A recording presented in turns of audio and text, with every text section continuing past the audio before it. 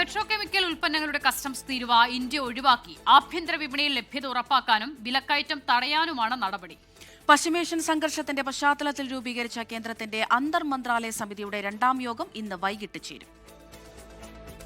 Plastic, packing, തുണിത്തരങ്ങൾ, pharmaceutical, chemical, automotive മേഖലകൾ അനുഭവിക്കുന്ന സമ്മർദ്ദം കുറയ്ക്കാനാണ് കേന്ദ്രം പെട്രോകെമിക്കൽ ഉൽപ്പന്നങ്ങളുടെ കസ്റ്റംസ് തീരുവ ഒഴിവാക്കിയത്. ഈ വർഷം ജൂൺ 30 വരെയാണ് ഇളവുകൾ പ്രഖ്യാപിച്ചത്.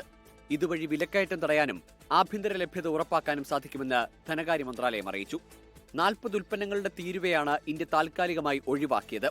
കേന്ദ്ര കെമിക്കൽ ഫെർട്ടിലൈസേഴ്സ് മന്ത്രി JP നദ്ദ സംസ്ഥാനങ്ങളിലെ മുഖ്യമന്ത്രിമാരുമായും കൃഷിമന്ത്രിമാരുമായും സംസാരിച്ച് രാസവളത്തിന്റെ ലഭ്യതയിൽ ഉറപ്പു നൽകി. ഇന്ന് വൈകിട്ട് ചേരുന്ന അന്തർ മന്ത്രാലയ സമിതിയുടെ രണ്ടാം യോഗത്തിൽ LPG വിതരണവും കരിഞ്ചന്ത വിൽപ്പന, പൂഴ്ത്തിവയ്പ് തടയൽ എന്നിവ ശക്തമാക്കാനുള്ള തുടർ നടപടികളും ചർച്ച ചെയ്യും. പശ്ചിമേഷ്യൻ സംഘർഷത്തിന്റെ പശ്ചാത്തലത്തിൽ വിദേശകാര്യ മന്ത്രാലയം സ്വീകരിക്കുന്ന നടപടികൾ S. ജയശങ്കർ പ്രധാനമന്ത്രി നരേന്ദ്രമോദിയെ ധരിപ്പിച്ചിട്ടുണ്ട്. അതിനിടെ ഡൽഹിയിൽ LPG റാക്കറ്റ് തകർത്ത് കണ്ണുകളായ 3 പേരെ പോലീസ് അറസ്റ്റ് ചെയ്തു. 45 സിലിണ്ടറുകളും വാഹനവുമാണ് പിടിച്ചെടുത്തത്. 24 ഡൽഹി.